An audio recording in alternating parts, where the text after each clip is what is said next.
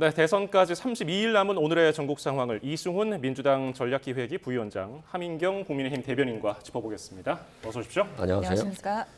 예, 어제 이후 정치권은 폭풍이 커져가고 있는데 지금 상황 어떻게 보고 계세요? 일단은 좀 멘붕적인 상황이 있죠. 왜 그러냐면 너무나도 초고속으로 결정을 내렸잖아요. 그래서 아마도 뭐 굳이 항소심의 결정을 그대로 간다라고 한다면 그렇게 시간은 많이 걸리지 않을 수도 있겠다. 그래서 상고 기각 무죄 확정이 될 가능성이 좀 높지 않나 이렇게 예상했지만 파기환송이고 1심 판결대로 그대로 간 거거든요. 그렇다고 한다면 항소심의 결정을 완전히 뒤집은 건데 이 정도로까지 초스피드로 제대로 심리도 하지 않은 채 했다는 것 자체가 좀 이해가 안 되고요. 대법원에서 이미 이재명 후보에 대한 유죄 판결을 결정해 놓고 사실상 심리는 거의 형식적으로 한 게 아닌가라는 측면에서 국민들이 지금 이 대법원의 자세 그리고 대법원의 판결을 존중하고 따를 수 있을 것인가 저는 그렇게 어렵다라고 봅니다. 예, 국민의힘에서는 파기 자판까지 이야기했었는데 파기 환송심 어떻게 보셨습니까? 사실 정의가 살아있다, 법치는 살아있다 이렇게 생각이 들고요. 이제까지 선거법 같은 경우에는 633 원칙이 강행 규정으로 정해졌어야 되는데 이재명 후보가 이제까지 전략적으로 계속 재판 지연 전략을 썼기 때문에 2년 2개월, 4개월이나 걸렸고 이번에 대법원에서 졸속 심리를 한 게 아니라 대법원 같은 경우에는 이게 맞는지 법리적인 판단을 하면 됩니다. 그렇기 때문에 대법원은 전원 합의체에서 2차례나 심리를 거쳤고 이게 졸속 심리가 아니라는 것을 아마 변호사인 이승훈 부위원장님께서도 잘 아실 거라고 생각이 듭니다. 그런 만큼 이번에 이제 15일 날 벌써 이제 고등법원에서 파기환송심 재판일이 열리게 되는데 그때 이재명 후보가 또 출석하지 않거나 뭐 송달을 받지 않거나 이렇게 된다라고 한다면 6월 3일 전에 충분히 형량만 정하면 되는 그런 상황이기 때문에 결과가 나올 수 있다 이렇게 보고 있습니다. 예, 파기환송 판결 이후에 이재명 후보가 어떤 얘기를 했을까 이 점도 궁금했는데요. 관련 목소리 듣고 이야기 나눠보겠습니다.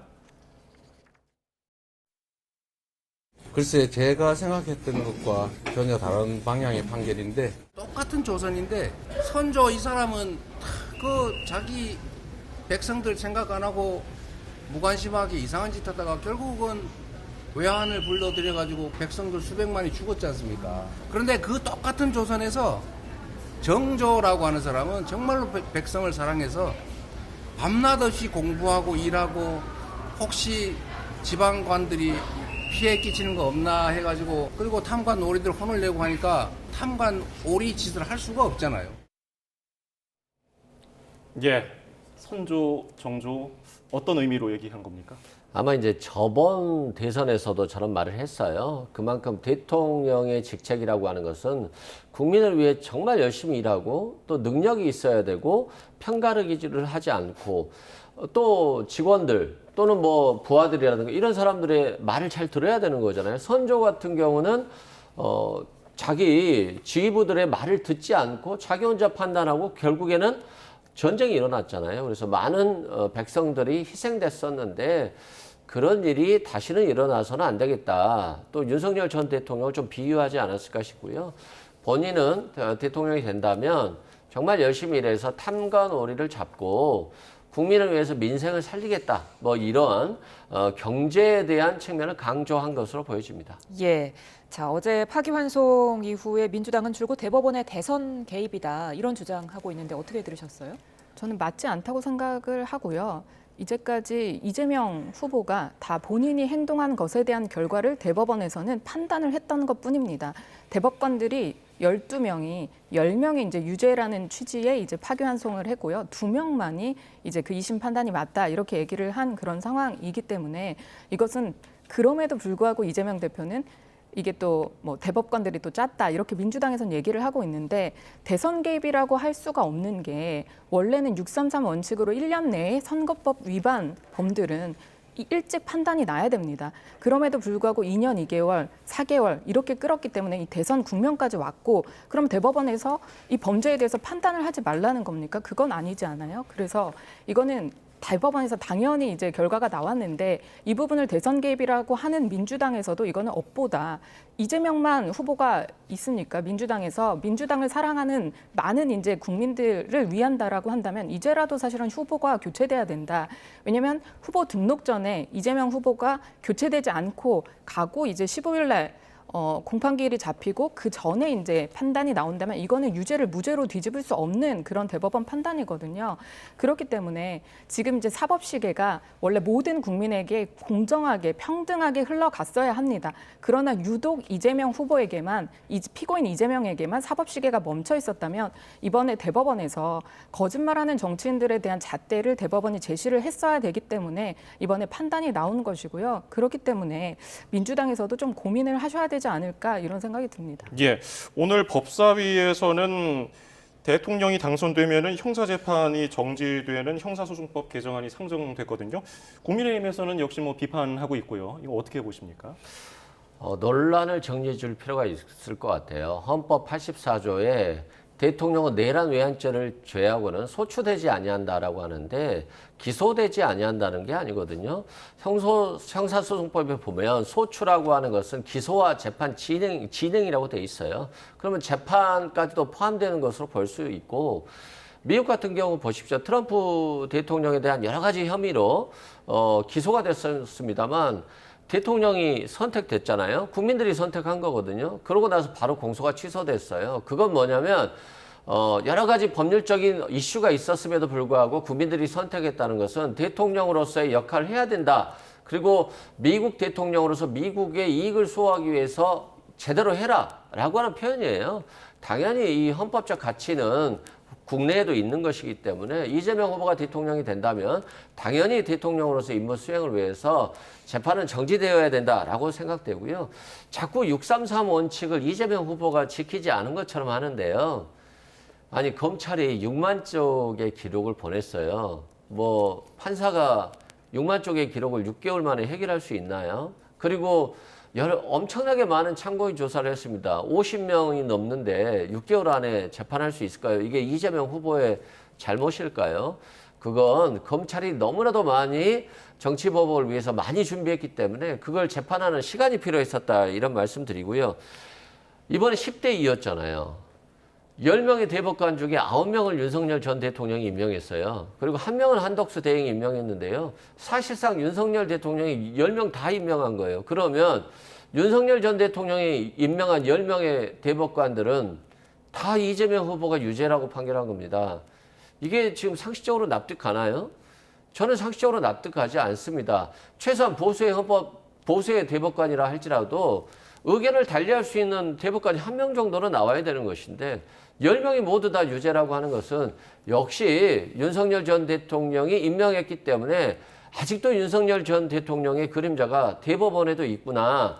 그리고 이들의 법률과 양심은 다 윤석열 전 대통령의 법률과 양심이 같은 게 아닌가. 그렇다고 한다면 윤석열 전 대통령은 왜 본인의 내란에 대해서 무죄라고 주장하고 왜 잘못이 없다라고 하고 구속이 취소되는지 저는 지금 법과 상식이 이해가 안 됩니다. 예, 반론 듣겠습니다.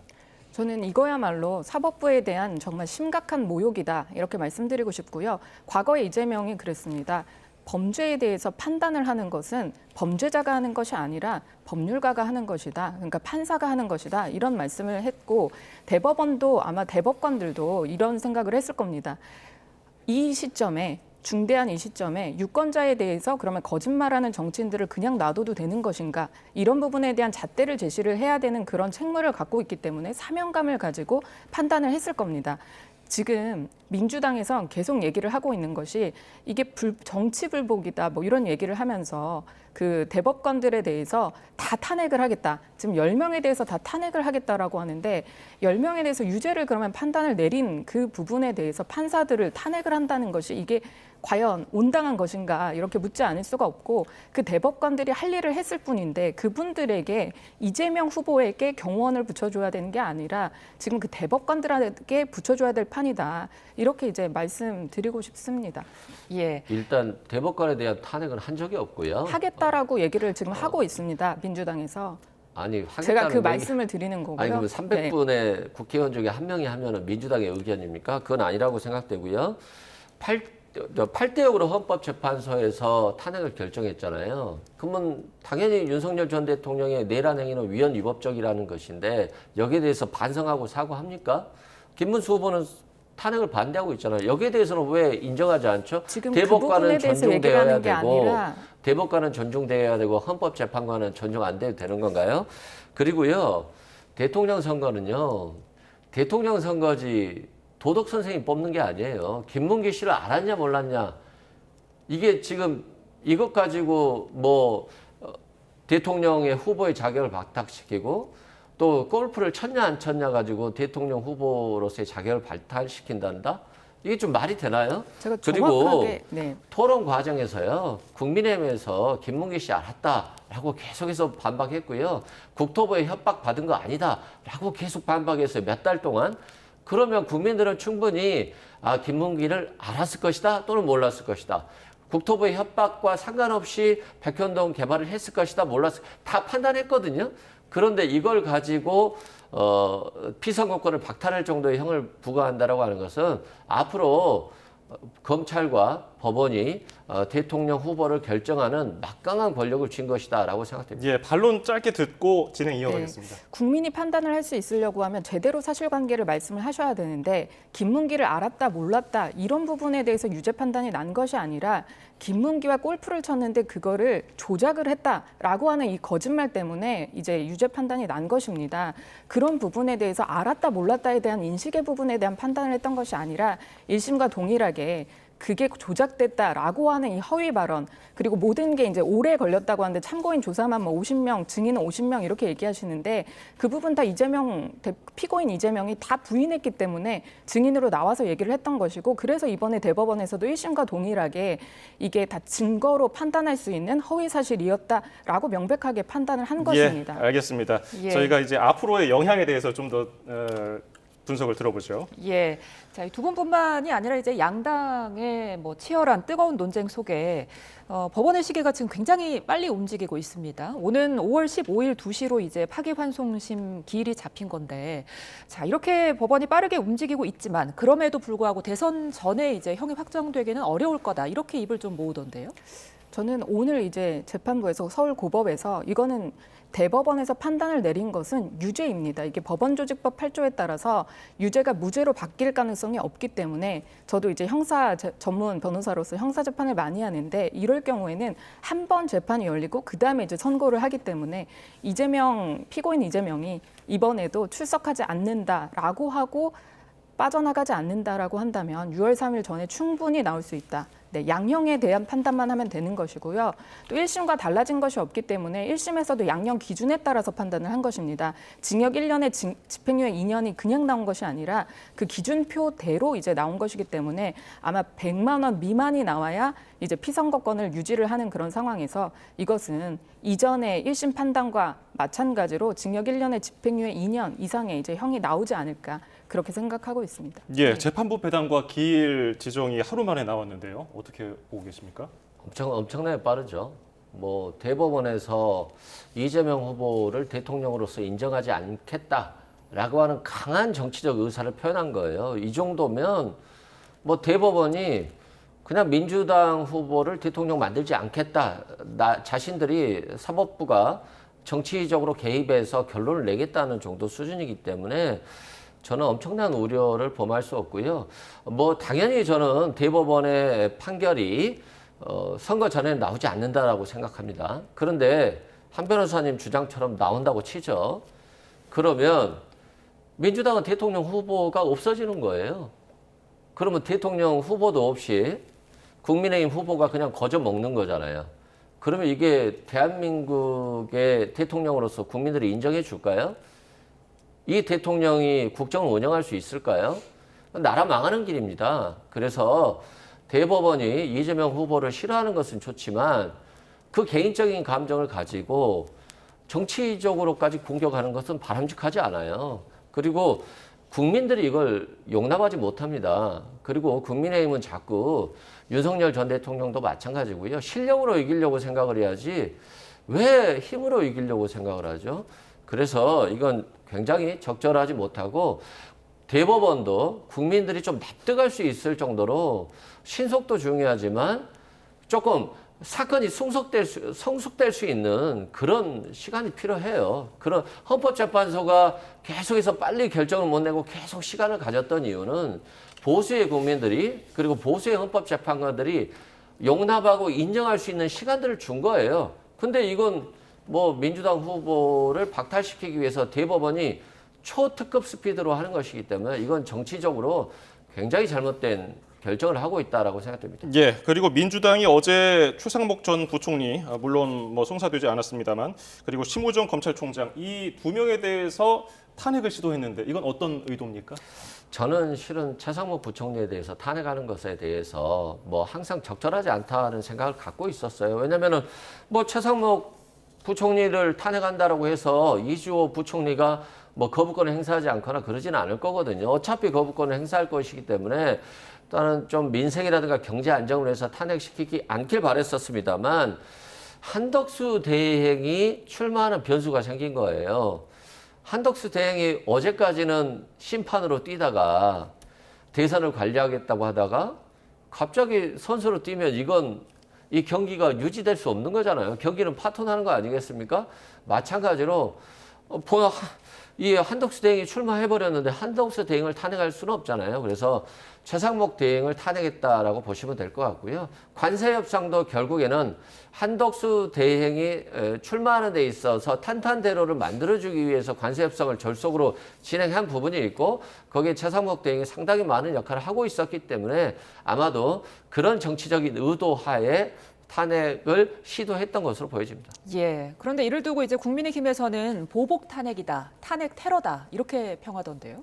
지금 변호사님 말씀하신 거에도 이게 완전히 최상목 부총리에 대한 탄핵 이유가 진짜 없잖아요. 그렇기 때문에 보복 탄핵이라고 저희가 얘기를 하는 것이고 관세 협상은 지금 적기입니다. 어떻게 보면 우리나라가 늦었습니다. 그런 상황에서 관세 협상을 잘 하고 돌아온 부총리에게 지금 왜 관세 협상을 하러 나갔냐, 이것도 무슨 의도가 있는 거 아니냐, 이렇게 해서 탄핵을 시키는 것을 당연히 어떤 국민이 보기에 이 탄핵의 이유가 있다라고 생각할까요? 민주당 내에서도 많은 반대가 있었다고 들었습니다. 이 분풀이로 이게 탄핵을 하면 안 되고 이 탄핵에 도대체 이유가 있습니까? 이번에도 그렇기 때문에 부총리가 그 탄핵되면 바로 직무가 정지가 되는데 그렇기 때문에 이제 사퇴를 할 수밖에 없었던 그런 상황이고요.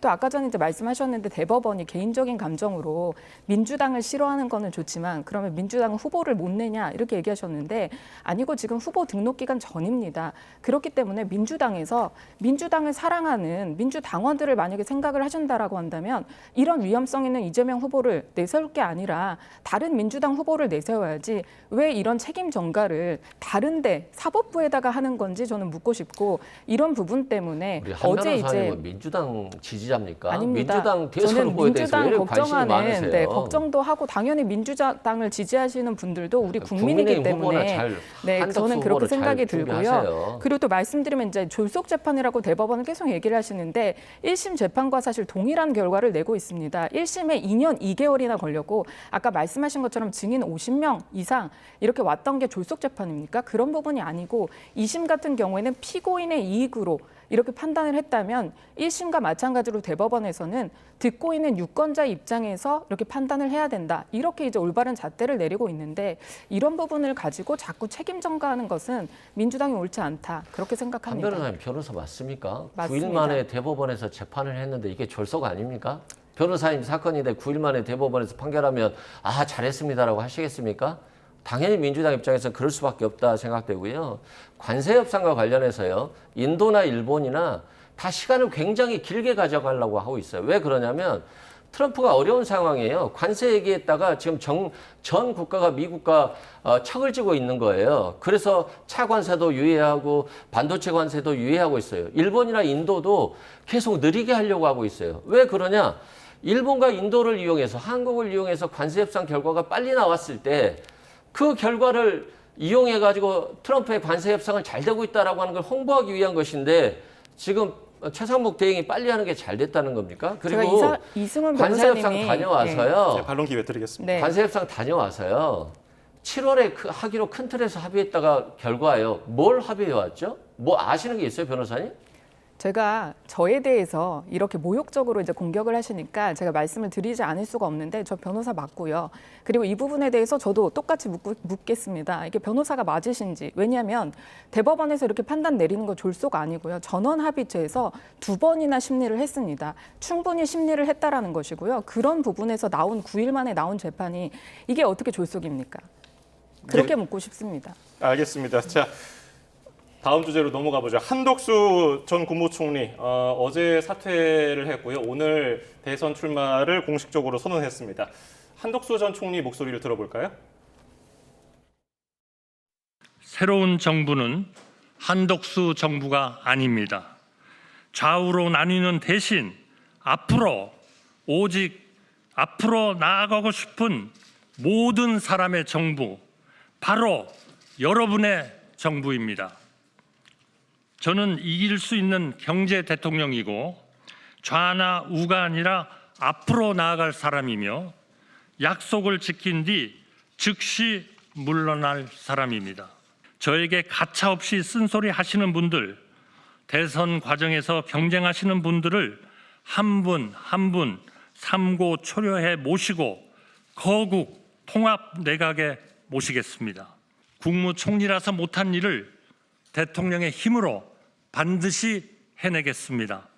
그 말을 어떻게 믿느냐고 물으신 분들께 저는 제 말이 아니라 제가 살아온 인생을 보아달라고 말씀드리고 싶습니다.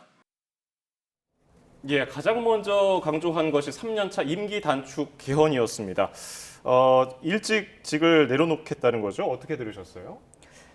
한덕수 총리 입장에서는 계속 50년간의 공직 생활을 잘 마무리할 수도 있었을 텐데 지금 이 상황에 상당한 사명감을 가지고 이제 출마를 한다. 이렇게 아까 출마 선언에서 밝힌 것 같습니다. 그런 부분이고 또 지금 개헌이 되게 필요하다라고 하는 것은 의회 폭거. 이런 부분이 의회 폭거가 아니고 내란이 아니면 도대체 무엇인지 국민들도 엄청나게 사실 우려되는 그런 시각으로 지금 보고 있습니다. 그런 상황에서 반드시 개헌은 필요하다. 이게 의회의 권력을 줄이고 대통령의 권력도 만약에 줄여야 되겠지만 이게 견제와 균형이 정말로 필요하다. 이런 상황에서 한덕수 총리가 이제 개헌을 책임지고 내가 해내겠다. 내가 대통령이 되고자 하는 것이 아니라 이 부분에 대한 약속을 지키겠다. 내가 하는 말 어떻게 신뢰할 수 있느냐. 사실 정치인들이 말을 하면 그 말에 무게가 있기 때문에 다 믿는 게 사실은 이제까지 정상적인 일이었다면 이재명 후보 같은 경우에 계속 거짓말을 해서 이제 허위사실 유포로 이렇게 선거법 위반 되고 나서도 이거 그냥 해프닝일 뿐이다. 얼마나 많이 이제 재판을 받고 있으면 한덕수 전 총리 그렇게 얘기를 하다 넘어가겠습니다. 보니까 그래서 한덕수 총리가 얘기를 한 것은 내 말을 믿는 것은 내가 그냥 이렇게 말의 무게 이런 부분이 아니라 내가 이제까지 살아온 나의 이제까지 살아온 나의 인생을 봐달라 이렇게 얘기하는 것이 아닌가 싶습니다. 예. 자, 그런데 민주당에서는 윤 전 대통령이 다시 나온 격이다. 이렇게 비판했죠. 그렇죠. 아바타가 나왔다라고 봐야죠. 최소한 대행이라고 한다면 대행으로서의 역할을 잘 했어야 됐을 건데 이완규 헌법재판관은 임명했잖아요. 그건 뭐냐면 윤석열 전 대통령이 임명한 것과 같다라고 생각되고요. 결국 본인의 대행으로서의 역할이 아닌 윤석열 전 대통령의 지시를 받는 이미 전 대통령이 된 사람의 지시를 받는 대행이었기 때문에요. 저는 굉장히 부적절했다라고 보고요. 또한 좀 염치가 없어요. 본인이 모셨던 대통령이 파면이 되고 탄핵이 됐잖아요. 그러면 자숙하고 본인도 잘못한 걸 인정해야 되는 거잖아요. 그리고 본인이 국정 실패에 책임을 졌고 민생 경제는 파탄나 있는데 전직 대통령은 못했지만 나는 잘할 수 있다? 국무총리여서 못했지만 나는 대통령 되면 잘할 수 있다? 좀 상식적으로 이해가 안 되는 부분이 있거든요. 그래서 한덕수 대행이 나왔으니까 잘해야 되겠습니다만 국민들 입장에서 보면 이분이 왜 나오셨을까? 김문수 후보도 마찬가지잖아요. 한덕수 대행에게 넘겨줄 것처럼 자신이 대통령 후보가 되면 한덕수 대행에 물려줄 것처럼 했는데 이분도 왜 나왔는지 잘 모르겠어요. 그래서 오로지 그냥 이재명 후보만 이겨보겠다라고 다 사람 모여 하는데 감동과 명분이 없다라는 생각이 듭니다. 예, 오늘 한 전 총리 쪽방촌을 찾았고 오세훈 서울시장과 함께 국밥도 먹었어요. 이거 어떻게 보셨습니까? 그러니까 오세훈 시장님이 들었던 그런 이제 정책이 약자와의 동행입니다. 그런 부분이 이제 한덕수 총리가 이제 출마하면서 거기에 정책에도 당연히 약자와의 동행이 들어가 있기 때문에 가장 먼저 이제 행보를 하신 것으로 네, 그렇게 생각됩니다. 예, 오세훈 시장이 한 전 총리에게 힘을 좀 실어줬다 이렇게 분석할 수도 있을까요? 엄청나게 많이 실어준 것 같아요. 첫 행보인데 오세훈 시장과 같이 갔고 오세훈 시장이 약자와의 동행이라는 표현들을 많이 썼는데 쪽방촌을 처음 방문했거든요. 이건 오세훈 시장이 한동훈 후보도 굉장히 불편하고 또 김문수 후보도 좀 불편하게 생각하는 것 같아요. 일단 김문수 후보는 윤석열 전 대통령의 뭐 아바타라고 생각할 수도 있고요. 또 한동훈 후보는 아무래도 찬탄하면서 좀 각을 세우고 있어서 오세훈 시장 입장에서 보면 부담스러운데 한덕수 대행이 아무래도 제일 편했던 것 같아요. 좀 나이도 있으시고 또 한덕수 대행이 안 되더라도 또 자신의 향후 입지와 관련해서는 크게 불편한 부분이 없기 때문에 아마 한덕수 대행과 함께한 것 같고 그런 측면에서는 한덕수 대행의 정치적 입지가 아직까지는 윤석열 전 대통령의 힘인지는 모르겠습니다만 상당한 영향력을 발휘하고 있다라고 생각됩니다. 예. 한덕수 전 총리가 본격 대선판에 등장하면서 여론조사는 어떻게 나올까? 어제자 MBS 여론조사 내용인데요. 참고로 지난달 28일부터 30일까지 진행된 여론조사이기 때문에 어제 대법원 유죄 취지 파기환송은 반영되지 않은 내용으로 보이고요. 자, 보면은 이재명 후보 46%, 한덕수 전 총리 31%가 나왔습니다. 가상 3자 대결이죠. 이런 구도는 어떻게 좀 해석하고 계세요? 일단 궁금한 게 지금 한동훈 후보하고 김문수 후보하고 이재명 후보의 차이가 거의 똑같아요. 똑같습니다. 그거 보면 일단 한동훈 후보가 많이 치고 올라왔다. 그리고 김문수 후보 같은 경우는 한동훈 후보를 견제하기 위해서 윤석열 전 대통령 측에서 전폭적으로 밀어주고 있는데 저런 결과가 나왔다는 건 내일 있을 국민의힘 1위 후보가 굉장히 팽팽한 것이어서 누가 될지 모르겠다는 생각이 들고요. 이재명 후보와 한덕수 후보 간의 차이는 15% 차이로 상당히 높습니다만 다른 후보들에 비해서는 적거든요. 그런 측면에서는 한덕수 후보가 아무래도 한동훈은 싫어서 못 찍겠다는 사람, 김문수 후보는 싫어서 못 찍겠다는 사람들이 그런 굉장히 악감정들이 없는 것 같아요. 그래서 조금 더 한덕수 후보로 단일화됐을 때는 보수가 좀 뭉치는 힘은 있겠습니다만 아직도 중도층, 무당층에 있어서의 한덕수 후보의 소구력은 실패한 정부의 총리라는 점에서는 좀 중도층을 공략하기에는 굉장히 어려운 부분이 있겠다라고 생각됩니다. 예, 내일 이제 국민의힘에서 최종 대선 후보가 선출이 될 텐데 그렇다면 이 판도는 어떻게 달라질까요? 내일 이제 저희가 전당대회를 통해서 국민의힘 후보를 이제 뽑게 됩니다. 그런 부분이 있고 방금 전에 여론조사 같은 경우에 그 28일부터 30일간이기 때문에 이재명 그 후보의 그러니까 대법원 선고가 사실 반영되지 않은 부분이 있고 또 마찬가지로 또 한덕수 총리의 그 출마도 하기 전에 이제 나온 여론조사 결과입니다. 그리고 우리 국민의힘 같은 경우에 후보가 한 명으로 지금 선출되지 않은 상황에서 이렇게 여론조사를 됐기 때문에 내일 전당대회를 통해서 저희가 후보가 결정이 된다라고 한다면 아무래도 이 여론조사의 판세는 많이 달라질 것이다. 저는 그렇게 보고 있습니다. 예, 말씀하신 대로 이제 하루 남았습니다. 내일 뭐 이 시간이면은 이미 한 명만 남은 상태일 텐데 그래서 그런지 신경전도 시작된 모습입니다. 한 전 총리와 두 후보 간에 이제 연관성이라든지 혹은 뭐 물밑 접촉 그리고 단일화 좀 신경전이 거세지는 모습이죠. 제가 김덕수란 말을 자꾸 쓰다 보니까 김문수 이름이 생각이 안 나요. 헷갈리니까. 그렇죠. 예. 그 정도로 김문수 후보는 한덕수 후보가 나오면 자신이 1위가 되면 한덕수 후보에게 그냥 양보할 것 같은 그런 취지였는데 지금 갑자기 이재명 후보에 대한 대법원 판결이 나오면서 좀 해볼 수 있다라는 생각을 가졌는지는 모르겠지만 쉽게 후보 자리를 주질 않겠다라고 하는 신경전이 펼쳐지고 있거든요. 그런 측면에서는 김문수 후보가 서로 1위가 되더라도 상당히 단일화의 진통이 있을 것 같고 일단 국민의힘 후보로 선출이 돼버렸잖아요. 그러면 당무 우선권이 김문수 후보에게 있거든요. 그럼 김문수 후보가 나 단일화 안 해 하라고 한다면 방법이 없어요. 그리고 한덕수 후보 같은 경우는 국민의힘으로 이런 단일화가 합의되기 전에 들어오기가 힘들거든요. 들어왔는데 단일화 안 한다면 출마도 못 하는 거잖아요. 그래서 무소속 상태에서 김문수 후보와 교섭을 해야 되는데 상당한 진통이 예상되고 최악의 경우에는 단일화가 안 될 수도 있겠다 이런 생각도 듭니다. 예. 자, 말씀해 주신 것처럼 생각보다 당초 예상보다는 한덕수 전 총리와의 단일화가 좀 쉽지 않겠다. 난항이 예상된다. 이런 평들이 많아지던데 어떻게 보세요? 저는 약간 민주당에서 바라보는 그런 이제 희망일 수도 기대일 수도 있을 것 같은 생각이 들고요.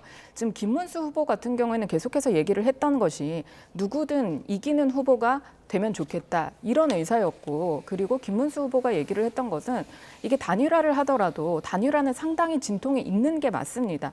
왜냐하면 국민의힘 후보든 그리고 국민들이든 다 이 후보에게 국민의힘 후보로 이제 저희가 내일 정해지는 후보한테 이제 표를 줬는데 그 후보가 마음대로 이렇게 줄 수 있는 자리가 아니기 때문에 단일화를 해야 되는데, 그럴 때 명분이 있어야 되고 어떤 절차가 있어야 되고 그건 당연한 것입니다. 그래서 김문수 후보는 계속해서 입장을 그렇게 동일하게 내고 있었던 것으로 생각이 되고요.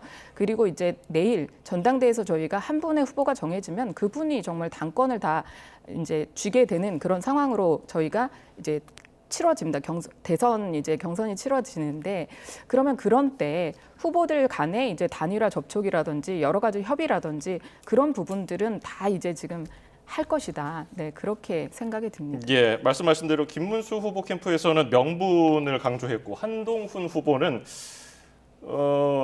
발언 수위가 좀 높아졌네요. 절체절명 개싸움에서 이재명 민주당을 꺾을 분들이 아니다라면서 한덕수 전 총리와 김문수 후보를 좀 평가절하했죠. 이런 메시지는 어떻게 들으셨습니까? 일단 한동훈 후보는 검사였잖아요. 그러다 보니까 이재명 후보와 잘 싸울 수 있는 사람이 자신이다. 특히 어제 이제 대법원에서 판결이 나다 보니까 일단 자신의 공이 좀 있다라고 보는 것 같아요. 법무부 장관 시절에 이재명 후보에 대한 구속영장이 기각되고 또 항소심에서 무죄 나오면서 자신이 이재명 후보에 대한 수사라든가 재판에 관여한 게 없다라고 하면서 거리두기를 상당히 했는데, 이제는 개싸움에서 이길 수 있다라고 이렇게 공격적으로 나오는 거 보면 이재명 후보에 대한 대법원 판결에 대해서 자신의 어떤 공이 있다라고 하는 그것을 강조하는 것으로 보여지고요.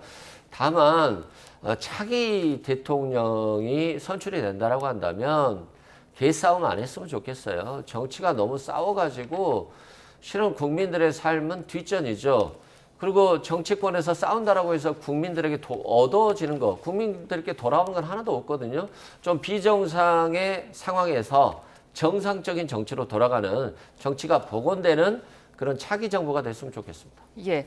그렇다면 내일 이제 최종 경선에서 누가 선택이 될 것이냐, 이 부분이 궁금한데 예측을 좀 해볼까요? 글쎄요, 저도 누가 되실지 상당히 궁금하고요. 누가 되시든 우리 국민의힘의 대통령 후보로서 당연히 역할을 잘 하실 거라고 저는 그렇게 믿고 있습니다. 예. 부위원장님은 어떻게 보세요? 국민의힘 말씀입니까? 저는 솔직히 뭐 국민의힘에 관심은 없어요. 그런데 좀 정상적인 후보가 됐으면 좋겠어요. 김문수 후보 같은 경우는 저는 한덕수 후보에게 주려고 나왔습니다라고 초기에 그랬잖아요. 그리고 한동훈 대행은 그래도 탄핵은 찬성했잖아요. 좀 법치와 헌법재판소가 8대 0으로 한 탄핵 결정에 대해서 인정하지 않는 후보가 대통령이 된다라고 한다면 그 대통령은 법치를 무시할 거 아닙니까? 국민들을 존중하겠습니까? 그래서 국민의힘에서 조금 더 정상적이고 헌법과 법치주의 그리고 내란을 범하지 않은 민주주의를 좀 수호할 만한 사람이 후보가 됐으면 좋겠다 이런 생각이 듭니다. 저도 한 말씀만 드리면 정말 민주당에서도 정상적인 후보를 좀 내셔라 이렇게 말씀드리고 싶습니다. 알겠습니다. 오늘 말씀 여기서 줄이죠. 이승훈 민주당 전략기획위 부위원장, 하민경 국민의힘 대변인이었습니다. 감사합니다.